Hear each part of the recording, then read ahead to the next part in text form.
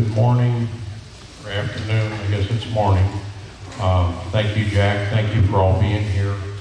Hope you can see Lisa's slides now.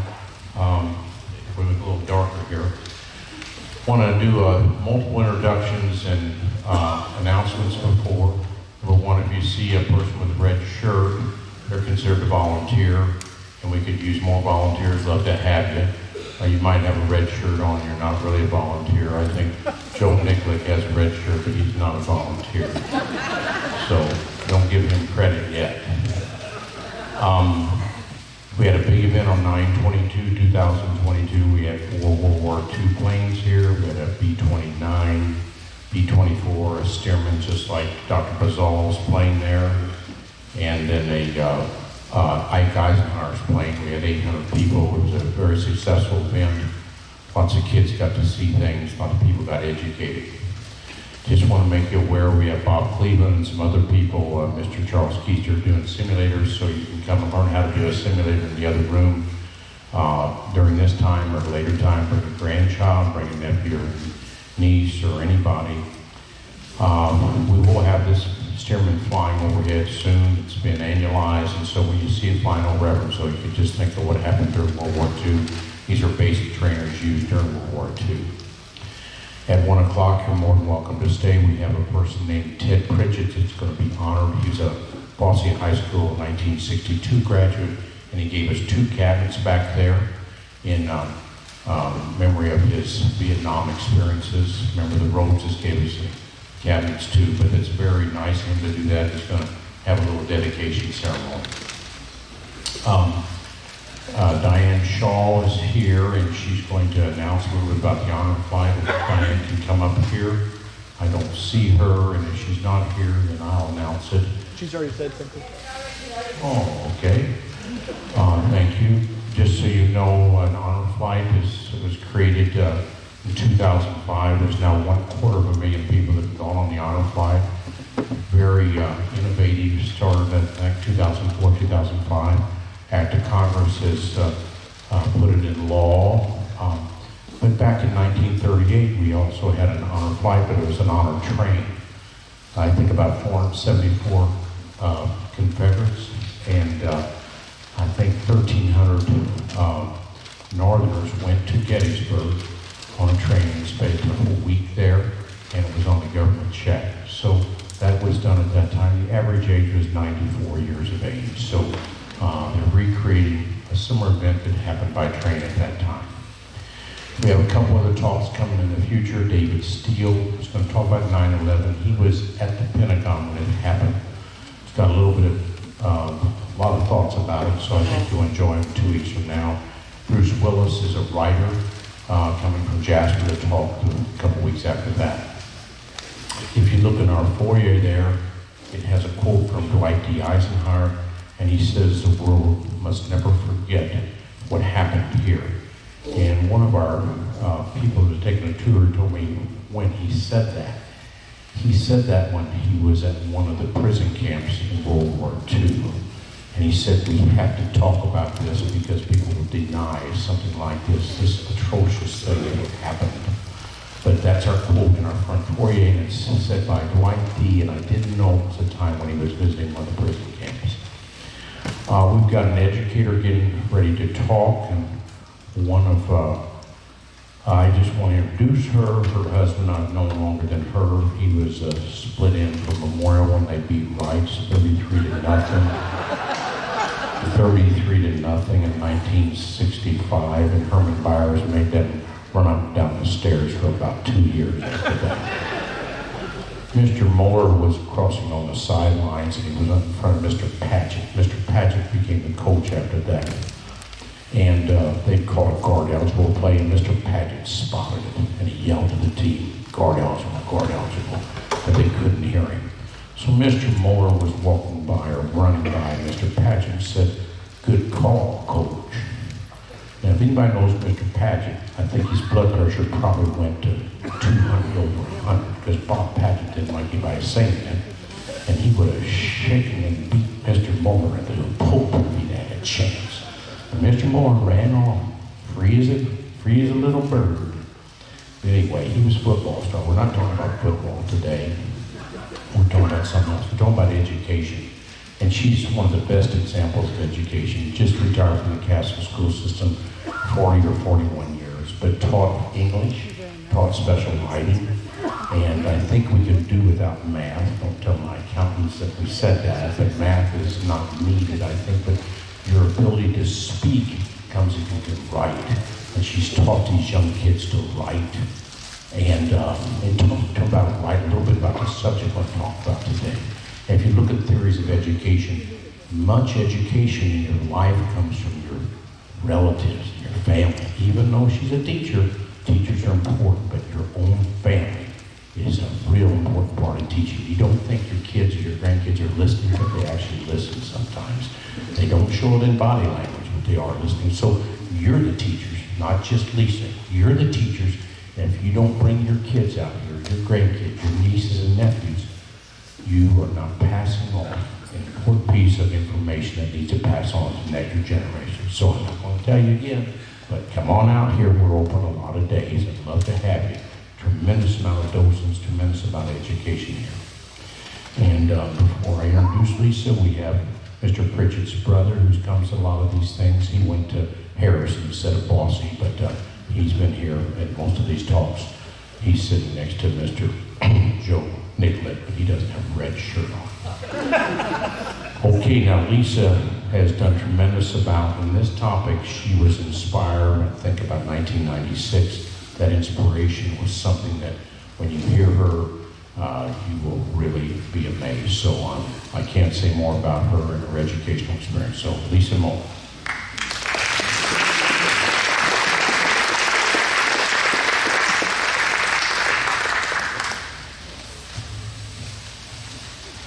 Good morning. Can everybody hear? Yes? Louder? Okay. I can talk loud. I was talking freshman for the last 38 years, and I sometimes had to talk at a pretty good pace.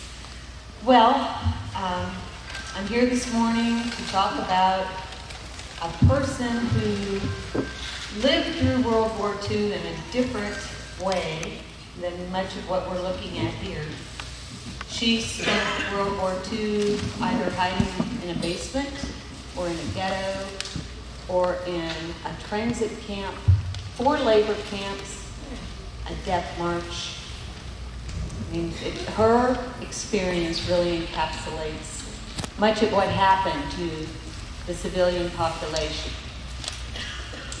And the title might seem a little odd, A Life Well Lived, after what I told you, how she spent those 5 years. But she was such an amazing human being, an amazing, inspiring human being, and her legacy lives on. And I think you'll agree by the end of the talk that she truly had a life well lived. So, my story with Gerda Klein starts in November of 1996. I was at an English teachers meeting in Chicago, thousands of English teachers there, and I would go through the book and pick out the sessions that I wanted to go to. And I saw one, a Holocaust survivor was going to speak. I never heard of her. I wasn't a student of the Holocaust at all. I was interested, but I was not,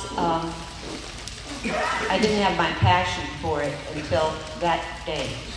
I went to the room where she was going to speak, and the person at the door said, "Oh no, the fire marshal says we're way overloaded and I'm sorry you can't come." And I must have looked really pitiful because she said, "Okay, you can go in if you sit on the floor." And I ended up sitting on the floor in front of her.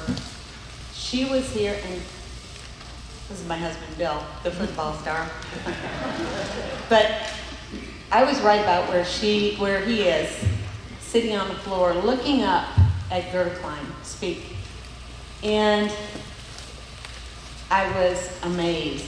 I felt it was as if the whole room just faded away, and she was talking, and I was listening. And I heard the story, and I heard all that had happened to her. And by the end, I was so taken with what kind of human being I could tell that she was. She was full of kindness, of gratitude, of love for her fellow human beings. And I said, how did this happen? How, after all that she's gone through, is she such an amazing person? So full of kindness and love and gratitude and no bitterness. How did it happen? So, as I say, I was at a conference for English teachers, and there's a giant exhibit hall full of books. I mean, an English teacher's dream. And, oops, I knew this was going to happen. Did you just go up there?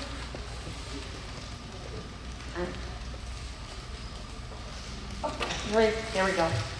I raced down to the exhibit hall to find a copy of her book. I just wanted that answer. How did it happen that she came through all this as such an amazing human being? I stayed up most of the night reading the book. And I've had other people that I've loaned it to that have done the same thing. But when I was finished, I had an idea of what an amazing, how this happened. And the core of her that made it possible for her to come through this. And the next thing I said, I want my students to read it. So I came back to Newburgh and found a way to get 40 copies of the book.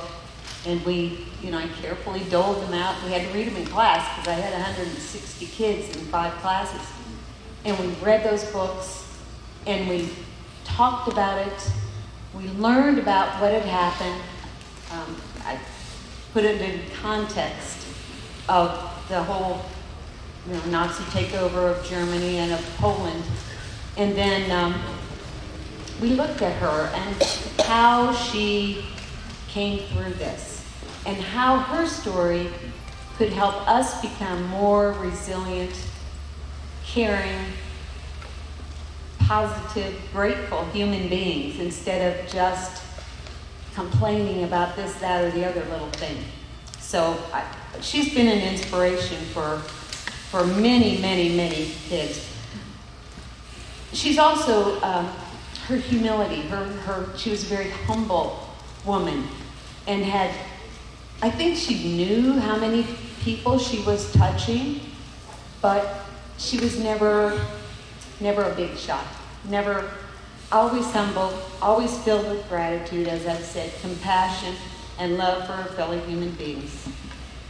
She was sad, but she was never bitter. This book was written in 1957, when most Holocaust survivors were still not talking about their experiences. It's been in print for 65 years, which is unheard of in the publishing industry. Books come in and out of print, but this book has been in print for 65 years. Knowing Gerda and reading her book with students every year for over 25 years changed the arc of my career and the arc of my life. I became passionate about teaching the lessons of the Holocaust.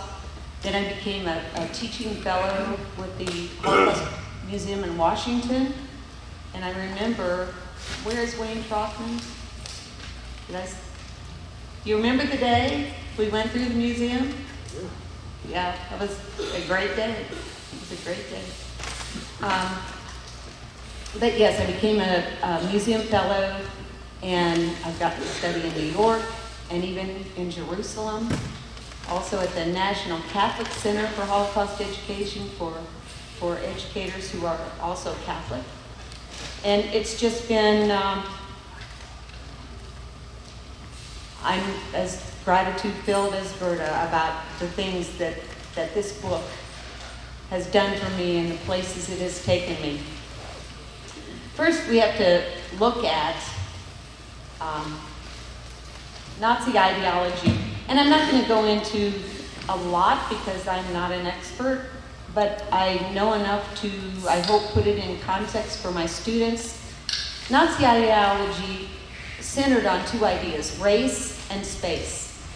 There was that white supremacy, the word used was Aryan, which is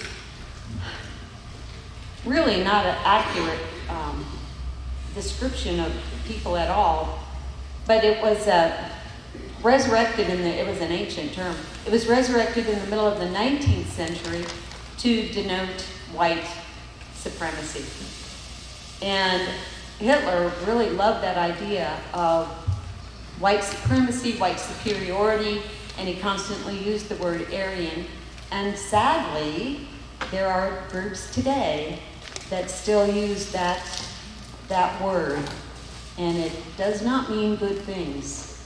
The other part of it was space, Lebensraum, which that's probably, if you could speak German, that I'm sorry I butchered that. Living room. He wanted to move into Europe to provide living space for the people who he thought deserved it. Let's see if I can make it. Can you make that go? I just not figured this out yet. There it is. Now I need the background. This map is I just wanted a graphic that showed how much space was dominated by the Nazis between 1933 and 1945. And it's in the red, and that's all I need to do there. So that's the space part. And then the other thing that was done,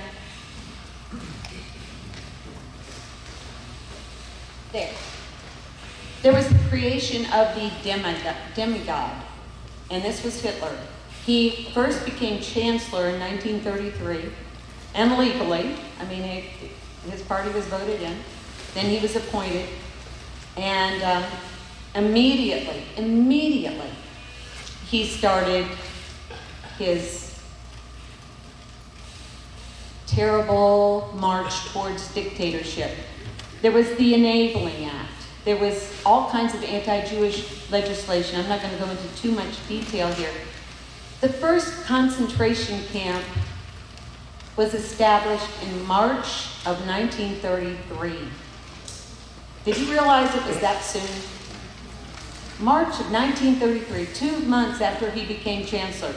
It was mainly for political prisoners, rather than he hadn't had the full idea of what he would do to the Jewish people. But yes, it was March of 1933.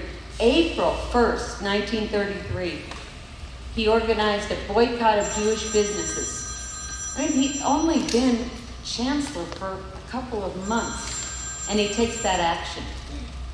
I think I have a picture of that. I don't know. I can't make this slide thing work very well. I'm used to my little clicker at school.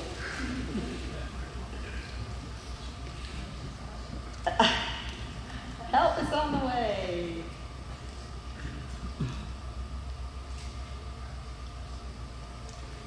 On the left. Okay. So this is a picture of prisoners at Dachau. They were rounded up. They were mostly political prisoners, people who just disagreed with Hitler in one way or another. They were humiliated. They were beaten. And then most of them were sent back home with strict orders. Do not talk about this, or else your whole family will be back. That was the terror of the Nazis. If a person objected, or if a person tried to resist, maybe the whole family would be wiped out, or the whole block. And there were cases later in the war where it was a whole town. So that makes it much harder to say, I'm going to be brave and speak up and do what I need to do. Well, what if 500 people have to pay for your standing up? That makes it a whole different deal. People were in impossible situations. Okay, so So Dachau, and then the boycott of Jewish businesses. And this slide explains that. People were ordered to not shop or trade with Jewish stores, Jewish businesses. And for the most part, it was a failure. However, it started that whole idea of, well, those people are dangerous, those people are less than, those people are, and there was a lot of, I always tell my students, if you hear somebody say, those people, watch out. Be careful of what they're saying about those people. That's how it starts. ADL has the Anti-Defamation League has a wonderful resource. It's a triangle where things start out with singling people out, making them sound dangerous. And then the triangle goes up and actions are taken and then laws are changed. And then, it goes on up to genocide. Now, I'm not saying that every act of bias will cause a genocide, but no genocide started without the bias at the beginning. So be careful. Be careful of what you listen to. Be careful of what you hear. Evaluate. Think it through. I'm talking to you like I talk to my students. Is that okay? I love my students. Loved them all. Loved them all. So the next thing, and this is really, okay, next slide. Oh, I hit the one on the right again. I'm a little dyslexic too. There we go. Got it. I got it. I finally figured out which is left. This is a slide of the Nazi-sponsored book burning. And this took place in May of 1933, so we're still very early in the war. And all things un-German were burned. The Iliad, the Odyssey, Shakespeare, Jack London. I mean, millions of books were burned. This is the library of the University of Berlin. And that hurts me, as an English teacher. That really... We need to read, we need to have access to all kinds of material, and it was just being taken away, one thing after another. Jewish people suffered even more than the general population. Students were banned from schools, Jewish businesses and shops were stolen from their owners and given to a non-Jewish person. Whether it was a tailor shop or a haberdashery or whatever, it was taken away from the Jewish business owners and Aryanized. Jewish homes were stolen, and you'll hear more about that in just a minute. And things just got worse and worse and worse. In 1933, I already said that.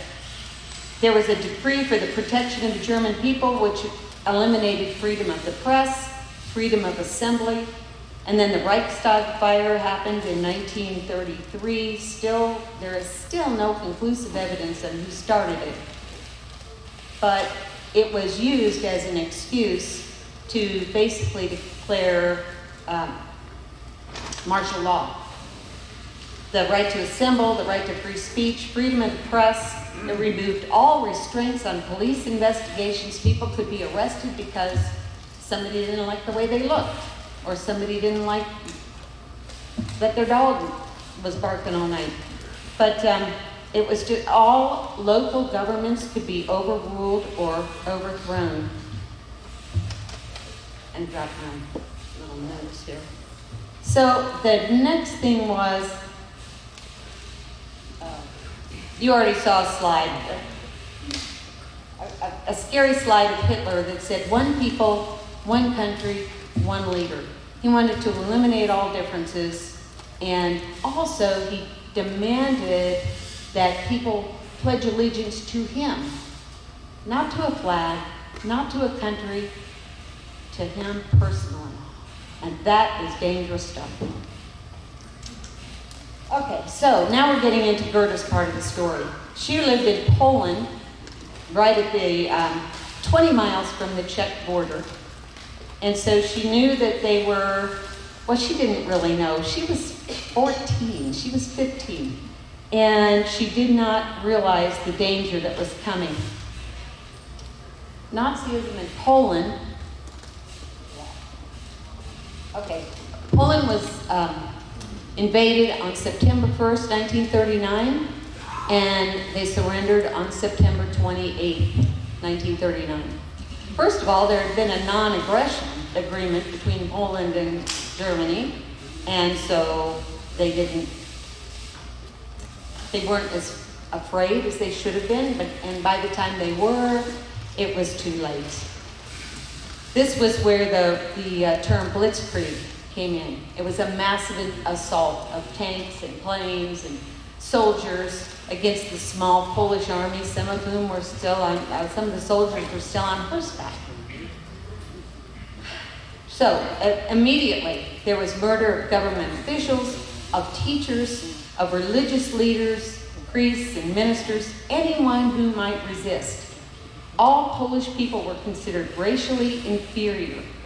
Immediately after the invasion, the Nazis began a reign of terror with the intention of destroying the Polish nation and culture. In fact, until 1942, most of the people that were in the well-established camp system in Germany and Poland were non-Jewish people. But then that all changed after the final solution, which was the elimination of the Jewish people. It's estimated that between 1.8 and 1.9 million non-Jewish Poles were murdered by the Nazis, in addition to the at least 3 million Jewish citizens of Poland, and another 20,000 children were taken from their families and sent to Germany in hopes that they would become Germanized or become German citizens. There was one of the worst things that I've read about is the Warsaw Ghetto. The ghettoization of the Jewish people was a way to separate them from their former friends and neighbors. And so people wouldn't ask, well, where did they go? What happened to them? So ghettoization was a step in the process. The Warsaw Ghetto was established in 1940. I think it was opened in 1941. People were starving. People were cold. There was no way to, there wasn't enough food, a caloric allowance that did not allow people to live. This is what I knew would happen. The notes are here and there. But there were, I think it is 400,000 people in a space that was very small, like less than 1.5 miles square. And the average was 7 to 9 people per room, per small room. Not enough food, not enough anything. There was a lot of resistance in the ghetto. Much of it had to be quiet. There was a widespread smuggling operation. There were secret libraries. There were secret get-togethers where people would hear talks, would learn. They tried to do their best with continuing the learning process with the children, who were very vulnerable in there. And then there was the milk cans. There was a professor of history, Emanuel Ringelbaum, and his idea was to document what happened. We need to tell the world. The documentation was hidden in milk cans and buried in the ghetto. And some of those milk cans have been found, but not all of them. And I don't know, the time may be up on those, but several of them were found after the war, and it is an invaluable resource about the things that happened to people in that ghetto. There's a slide of, and I just have the map there as a background. And what I want to ask you now, how many camps do you think there were in Germany or in Europe? Anybody? Anybody? Hundreds? What? Huh? 20? This is going to be a shocker.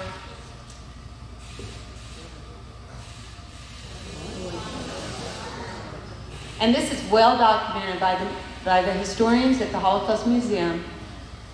They have been working on this for years. And they're not all huge camps. These were places of incarceration.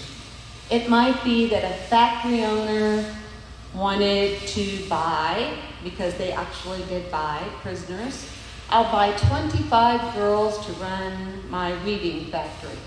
And they were put, they were kept in a garage, maybe a building like this, maybe 1/8 this size, and that would be counted too. So, yes, but that is a shocking number. That also includes the ghettos. And is anybody else surprised? I remember a few years ago when the number reached 10,000, and I was absolutely shocked. But the new numbers, the most recent numbers, and the well-researched and well-documented number is 44,000, which is even more shocking. And now, okay, we're going to talk about Gerda's journey. We're getting to what happened here. I don't want to step off this bathroom. So we talked about the I wish I could see that. Oh, thank you, genius. So we talked about the invasion of Poland, and immediately Gerda and her, as I say, she was 15 years old.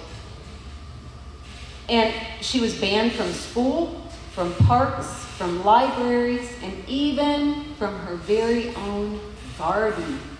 She couldn't even go out in her garden. She went out one day, and it was spring, and things were just beginning to bloom, and she sees the sign, "For Germans only," on her own garden. I'll explain why she was there. By October of 1939, her brother had been conscripted into hard labor. He was sent into interior Poland and then Russia. They had letters from him for a while, but she never saw him again. Her father's business was Aryanized, stolen from him right away. They just took it over. They said, you're not the owner of this business anymore. Too bad. No recourse.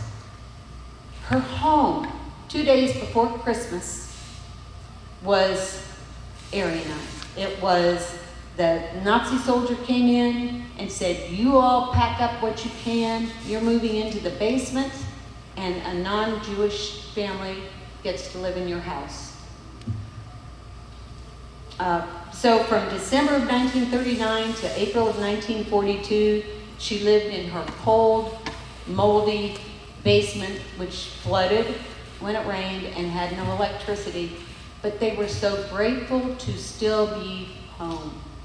And that spring of 1940 or 41 was when she went out to the garden and found that sign. Sorry, you cannot step into your garden ever again. In April of 1942, all the Jewish people were taken to the Bielsko Ghetto, and it was not as bad as Warsaw, but it was terrible. There were 2 families, 7 people in a 2-room apartment, 7 adult-sized people. And then in June of 1942, she was transported to a transit camp, and then the first of 4 labor camps. And she saw her parents for the last time. In that march from the ghetto to the trucks that would take them away, they could have marched directly there. It was a small town. But those Nazi soldiers, with the urge for cruelty, marched those girls and women. The men had already been sent to another work camp. Marched those girls through that town, so that they could see everything and everyone could see them being taken away. Gerda was shocked to see there was a movie at the movie theater. There was a sale at the butcher shop. People were living their lives. And here these people had been locked into this ghetto all those years. Now, I don't know. She got over the shock of seeing that life was going on. Her mother was loaded onto one truck. She was loaded onto another. Those worthy of work, those who could work were sent one direction. Her mother and other people were sent the other way. And as I say, that's the last time she saw her parents. She went to 4 labor camps, the first of which was really, in the scheme of all things, a blessing. It was called Boycott, and it was a weaving factory. And she was there, I have the dates. Well, she was there from July of first the transit camp. She was there from July of 1942 to August of 43. So she was there a little over a year. First, though, the transit camp. The transit camp was like an exchange. It was like a marketplace. These girls are marched in there and lined up, and a factory owner would come and he would say, I'll take that one, and that one, and that one, and that one, and that one. And he paid about $1 a piece for those human lives. $1 a piece. And then she was the property of that factory owner. As I say, she was there a little over a year, and they were threatened, and constantly threatened, but she was never beaten. And there was a Nazi guard there named Frau Kugler. And Frau Kugler, when Gerda first describes her, she said she had the face and the jaws of a bulldog. And I knew it was going to be terrible. Frau Kugler turned out to be one of the few Germans who treated these girls with humanity and with respect, and she did everything she could for them. She couldn't do things out in the open, but she could get them extra food. She could keep them safe. There was one time when Gerda was so sick and her fever was so high. She said, I can't go to work. I can't. Frau Kugler came to her bunk and said, Gerda, get up. And you have to work today. This is life and death. There was an inspector there. And all the girls who were sick were sent directly to Auschwitz. Frau Kugler made sure that Gerda got to her weaving machine and propped her up on it. And she started to fall, and Frau Kugler said, no, Gerda, life and death. Frau Kugler saved her life that day. And she did that for the girls. She allowed them to get together in the evenings to have a little fun if no one was around. If another Nazi came in, another guard came in, she had to be, with the bulldog face. And it was, when I think of her, Frau Kugler, and what she did, she showed what could be done quietly and yet meaningfully. And another thing Gerda says, and she said long after the war, she said, Frau Kugler pinned a lie to the lips of all those who said there was nothing they could do. They may not have been able to get up and throw things and make a speech, but there were things that people could do. And the whole time that Gerda was in the system, she found very few that were willing to do those kinds of things. In September of 1942, it was the day of Yom Kippur, and the factory owner threatened the girls. Said, don't you dare slack off. Don't you dare think that because of what your religion says, you get a day off or a day of rest or a day to be quiet and think. But the girls quietly kept the fast that whole day. And she said they quietly fasted while working hard to produce the prescribed amount of work. And she said at the end, about that day, there was a proud serenity about every one of us, a sense of accomplishment. And that's a big part of what's in Gerda Klein's book, is the spiritual resistance. Even if they couldn't do something physically, they kept a part of themselves. They honored their spiritual practices. They were wonderful to one another. Another reason that Gerda survived, she says, she always would say, I didn't survive because I was smarter or more brave or because of anything I did. I was either lucky, and she was, to stay in her home for a year. She was lucky to get this camp. She was lucky Brad Kugler was there. Or someone else helped me. That's the only way. And there it is. We have to take care of one another and pay attention to one another. In the next camp Gerda went to was horrible. In August of 43, she went to Marsdorf, and the work was horrible. It was stacking flax, and they cut their arms. It was hot. They didn't get water while they were working, and they worked 12-hour shifts. A supervisor came to her and said, well, little girl, would you like a little extra food? And she knew this was a landmine. If she said yes, that might mean, well, I'm criticizing the camp for not giving me enough food. She figured out very soon, he was teasing her, and he wanted to trade food for sexual favors. She was, she's still a young kid, and she was just horrified by this. She just stayed silent. He walked away, but then he hesitated, and he came back, and he said, you'll be sorry for this. And she found out very soon how sorry she would be. She worked her 12 hours with the flax. She fell into her bunk. A supervisor came in, called out names, said, you all, and Gerda was one of them, have to work another 12-hour shift unloading coal. And so she worked 24 hours straight. And then she fell into her bunk again, time to go to work at the flax. So she kept going. For 5 days, she worked 24 hours at a time. This was the time when she almost gave up.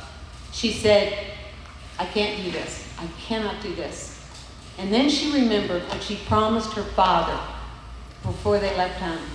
He said to her, Gerda, I know this is hard, and we may not survive it, but please don't ever take your own life. And she said, I promise, Papa. And she considered that a sacred vow. And that night, when she was looking at those train tracks and unloading that coal, she remembered that promise. And she held on. And in a few days, then the supervisor from the weaving plant came back and said, I need her back. And so she was transferred to another camp that was livable.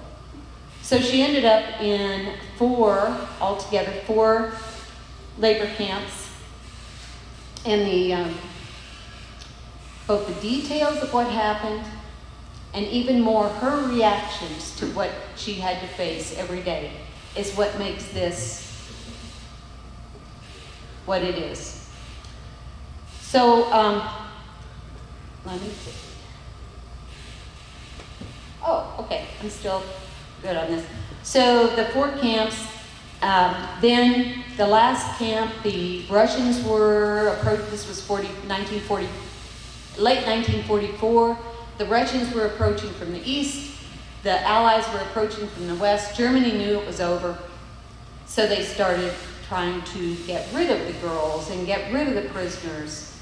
2,000 girls were lined up in rows of 5. Some of them had shoes, some of them didn't. It's January in northern Poland. And they start the marching. 2,000 girls. She had on ski boots because her father, the day they left for the ghetto, said, Gerda, wear your ski boots today. And she said, Papa, ski boots in June? Just wear them. And she said, people didn't question their Papa, so she put her ski boots on, and they saved her life. So again, it was just one of those little things that we don't even notice that sometimes make all the difference. So, yes, the Death March. They traveled about 350 miles in the cold, frozen snow, and by the time they got to a bicycle factory in the Czechoslovakia, there were 120 girls left, 120 from 2000. And they left the girls all along the way. So then the liberation. Okay, so anyway, the liberation. One day, as she was standing in the doorway of the bicycle factory in Czechoslovakia, she saw a Jeep coming down the hill with a big white star on it. And she recognized that it was the American soldiers coming. And the Jeep comes down the hill. I'm going to let her tell you in just a minute, but I just have to tell you, listening to the story that day in Chicago, and she said they looked like people from another world. They looked like gods. And she weighed, at the time, 68 pounds. Her hair had turned white. She was 20, almost 21. Her hair had turned white, 68 pounds, and she hadn't had a bath for several years. And she couldn't believe these people that were dead and were taken care of walked in. And one of the soldiers said to her, what's happening? He said, would you show me the other ladies? And Gerda hadn't been called a lady for 6 years. She'd been called called horrible names, but never a lady. She said, and then this soldier opened the door for me. And she said, I didn't understand it. He was being polite. And then that day in Chicago, she sweeps her hand over to the corner, at the side of the room, and said, and he's been opening doors for me ever since. Yeah. So, this book has everything. I have a little bit of film where Gerda, you get to hear her words, and yeah. And I put the closed caption on. View of freedom and liberation came that morning when I stood in this doorway of that abandoned factory.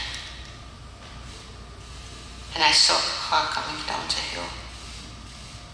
And the reality of that came when I saw the white star on its hood and not the swastika. And there were two men in that car. One jumped out. I saw some skeletal figures trying to get some water from a hand pump, but over on the other side, leaning next to against the wall, next to the entrance of the building, I saw a girl standing there. And I decided to walk up to her. I remember that aura of that awe, of that disbelief in daylight, to really see someone who fought for our freedom, for my ideals. And he looked like God to me. And I asked her in German and in English whether she spoke either language. She answered me in German. And I knew what I had to say. And I said to him, we are Jewish, for a very long time. At least to me it seemed very long. But he didn't answer me. And then his own voice betrayed his emotion. He was wearing dark glasses, I couldn't see his eyes. He said, so am I. I asked about her companions. He said, may I see the other ladies?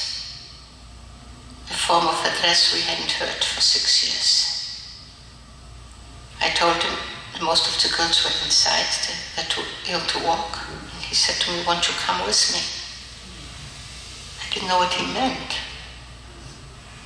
So he held the door open for me and let me proceed. And that was the moment of restoration of humanity, of humaneness, of dignity, of freedom. We went inside the factory.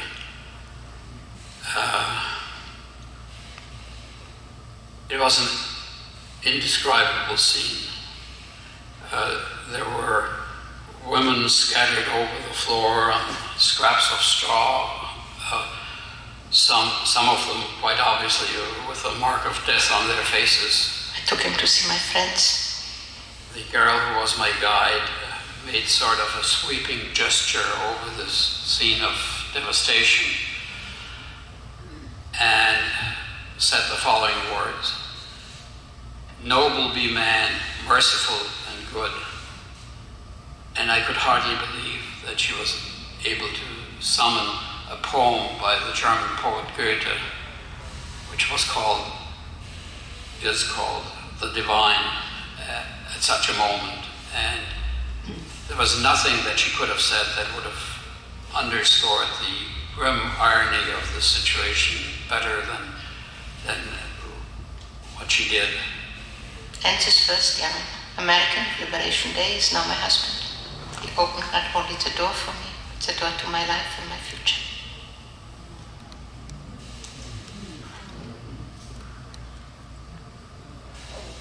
That's from the short My film. very clear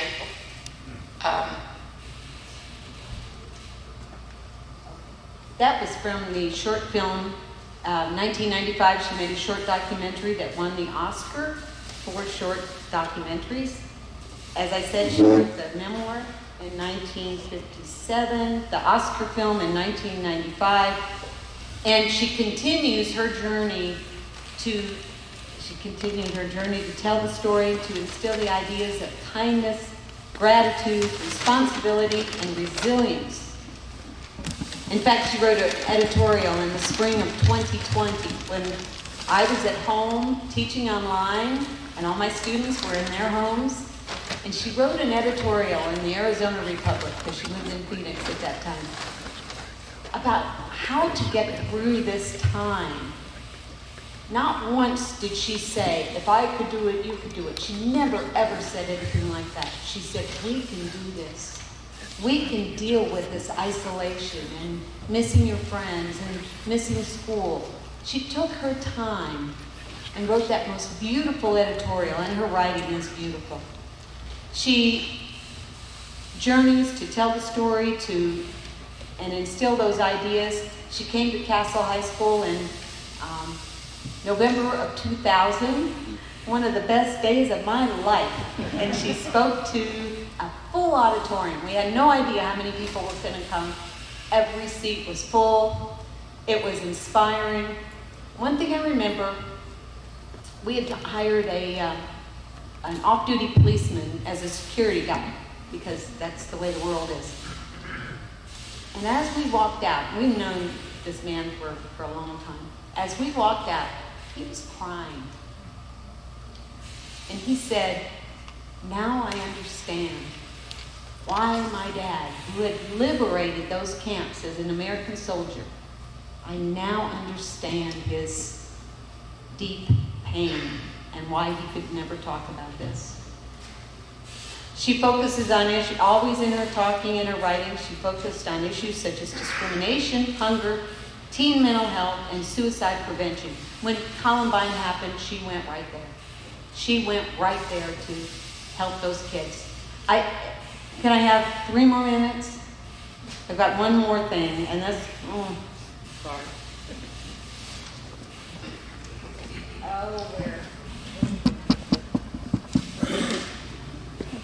One thing I want to say. I urge you. She told me that day in Chicago, she told a whole room full of people.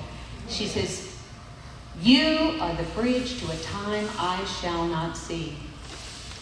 And you must tell this story. tell your students, tell your colleagues, and tell other people. And now, once you know the story, you're part of that bridge.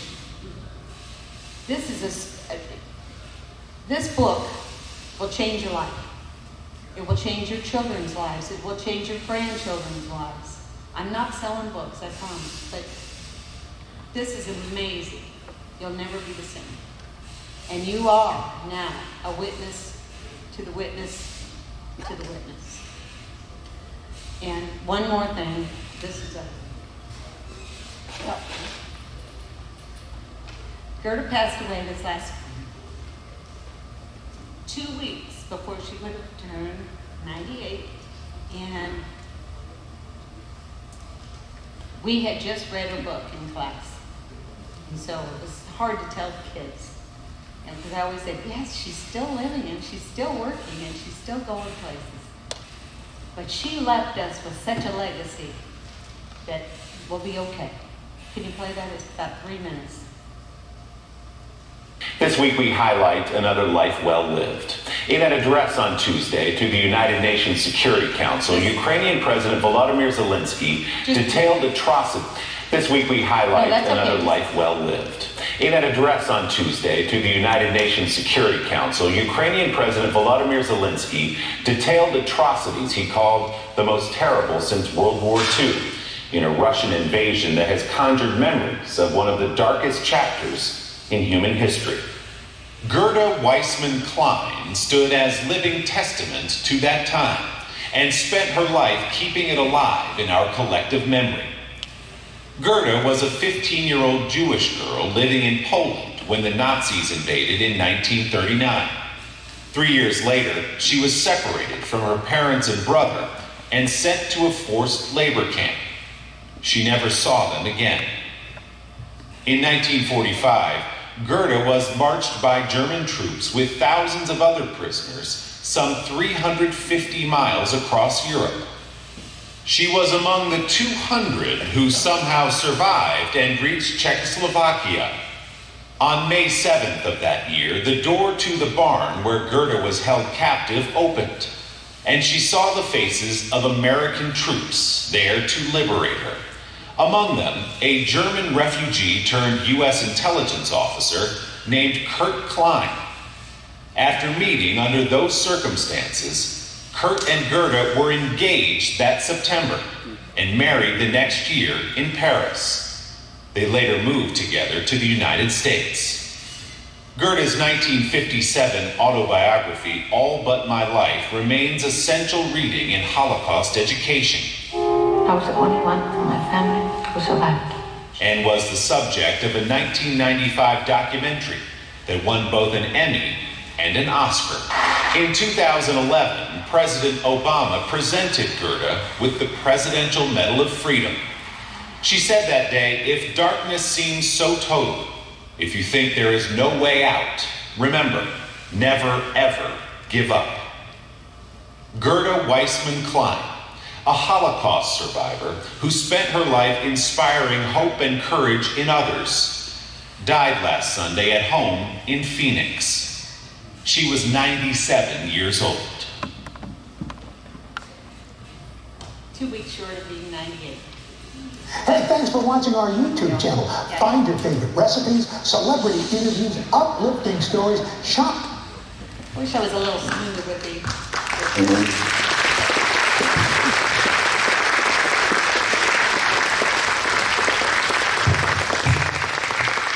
This is the most important part of as important as anything. You might get some microphones out to some other people.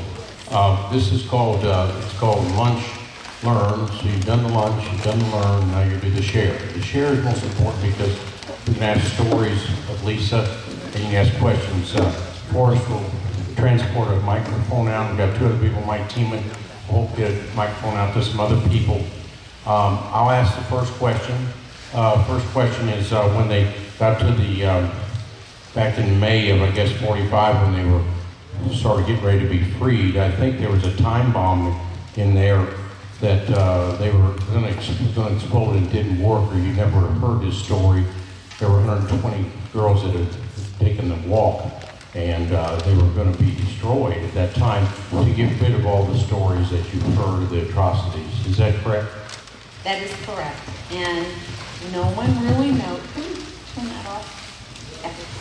That light on the projector. So no one really knows why that bomb did not go off that day. It was raining, and perhaps that was it. But that was one of those times when, as Gerda said, it was always either good luck or good help from someone helped me, like Frau Kugler, like Kurt, and many other times. The second question before we open up to everybody else, if you hear of a death march, you think of the Bataan Death March. The Bataan Death March happened over in the Philippines, I think around 1942 or 43, and at that time, 62,000 Filipinos, 12,000 Americans, and the death rate at that point was 5%. 5%. What you just heard was a death rate of 95% of this 2,000 young women, a death rate of 95%, but they did go for 350 miles. They went for 3 months in the cold. The Bataan March was at 112 degrees, just a little bit different. But when you hear the death march, you don't hear about this death march. Just as significant as the Bataan Death March in another way. Comments, please? Well, one thing I forgot to say, the night that Gerda, I can't believe it, when Gerda came to Castle High School and she stood on that stage, she said she didn't know that there were two soldiers from Kurt's battalion that were there that night with their wives. And she said, I would have been to Newburgh sooner if I would have known these men were so close. And she said to them, thank you. You saved my life. I would not be here tonight if it weren't for you. We also had George Weigel in the audience, who was a liberator of the Bergen-Belsen camp. Some of you might have known him. And my father-in-law, who was a prisoner of war in a German camp for over a year. And those guys, they dropped, and sometimes it was somebody's mom. They dropped everything and they saved the world. And we all owe them a debt of gratitude. One other thing, when I was in the Czech Republic one summer, we were in a small town. We walked to the main square. The name of the main street was the Avenue of the American Soldiers. And that was 60 years later. We should talk about Bill's dad. We have him on YouTube, and all these will be on YouTube. You have to go to browninggenealogy.org and go to YouTube. You hear every one of these things. So if you have friends that want to hear Lisa, it'll be up there in about 4 days. But Bill's dad was a prisoner of war out of a B-24 that went down. 2 of them survived, and he was a prisoner of war for a year. He only died at 101 not too long ago. But we're not just all angels here. You have the Trail of Tears, the Cherokee Indians. You think of the attrition rate of the Cherokee Indians going from what Andrew Jackson pushed them out to Oklahoma, and it was just about as bad as this. I don't have the statistics on that. And during our lifetime, you look at the Tibetan civilization in China, some of the same atrocities are happening at this time, and you probably have another 100 examples of that. But we have to, as human beings, give some human rights and try to stand behind human rights. Things happen all the time that shouldn't happen. Other questions for this side here, or is anybody? Announce your name, say your name and what the question is. I'm Rhonda. I was wondering if there were any liberators in the Alsace-Lorraine area, or were there any camps in the Alsace-Lorraine area? I'm just not sure of that, and I don't want to give you an answer that would be inaccurate. I do want to say another thing. Is that okay? I am involved with a group called Evansville.org, and we are going to have and I had it on the slide, but it's off now. We are,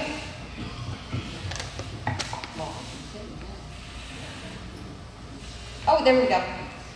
We are presenting a workshop open to all interested parties, all of you, bringing mind, heart, and conscience to reflective conversations on topics that matter. We cannot ignore unpleasantness in history. We cannot say to our children, we don't want to upset you about anything. Some of the things we've done are upsetting. And how do we learn? We don't learn by closing books and taking books off the shelf. We learn by taking it out, looking at it, and learning from it. That's the only way that we can live up to our potential as decent human beings. So, you're all welcome. It's online. All you have to do is register.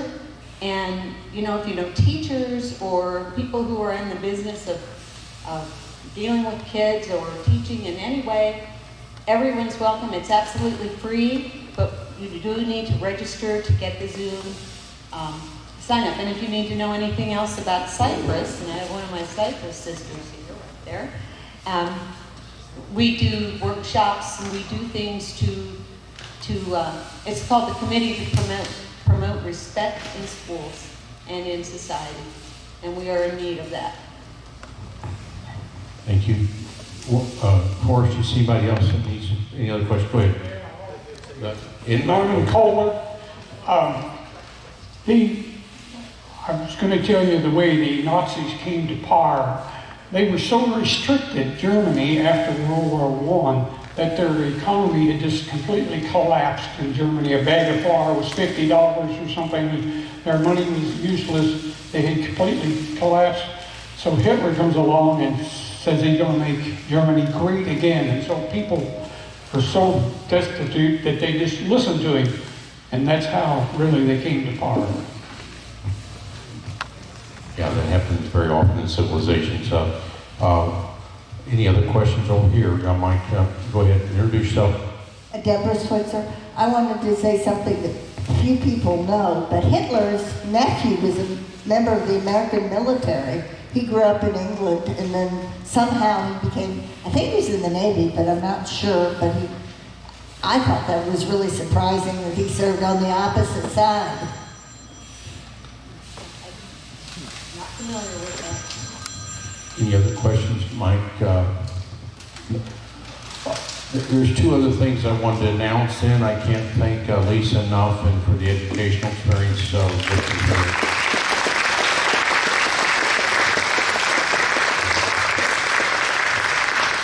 I think Bill wrote the speech, but I won't tell anybody. Just kidding. But two other things I need to announce. We have Halloween here, and that's on 10/30/2022. We had it last year, very educational.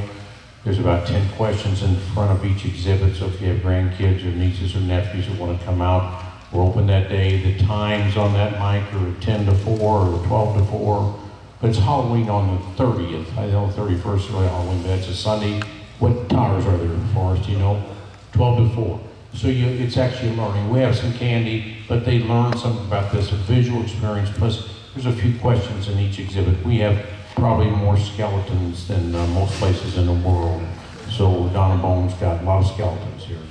The second thing is Kathy Renner. Would you raise your hand back there? Kathy Renner was a fundraiser for University of Evansville for the last couple of decades, and she used to live on Lombard Avenue. I don't remember her maiden name, but what was her maiden name? Fowler. So for some of you know Fowler, but she's now the fundraiser or the development director for the P-47 Foundation. That plane over there is still in debt a little bit, and that tank is too, so she's trying to get us out of debt. Even though interest rates are going up, we are still paying interest on those too. So if you have any time, she'd love to talk to you about things on the P-47 Foundation. That's different than the Evansville Wartime Museum, so a little bit different organization. Now, a month from now, a guy named, he's on your list, there's a speaker, his name's Bruce Wills. He will talk about one of the Doolittle Raiders that was in a Japanese prison camp for many years, and he saw the Lord, and it was his savior, and he had a quote, not exactly like Gerda's, it was actually spiritual for her after being abused and beat up for 6 years. She said, There was some nobleness in human beings. How could she even say that and have no bitterness after 6 years of atrocities? But she was a person beyond, and Bruce will talk about a person from beyond as well. So, anything else? Bill Willis, okay? His name's Bill Willis, not Bruce. So he's a writer, and he interviewed this guy for the Doolittle Run. So I think you'd enjoy that. That's a month from now. Okay, thank you for coming. Come on back. And if you want to stay at 1 o'clock, we've got a dedication of a bridge exhibit.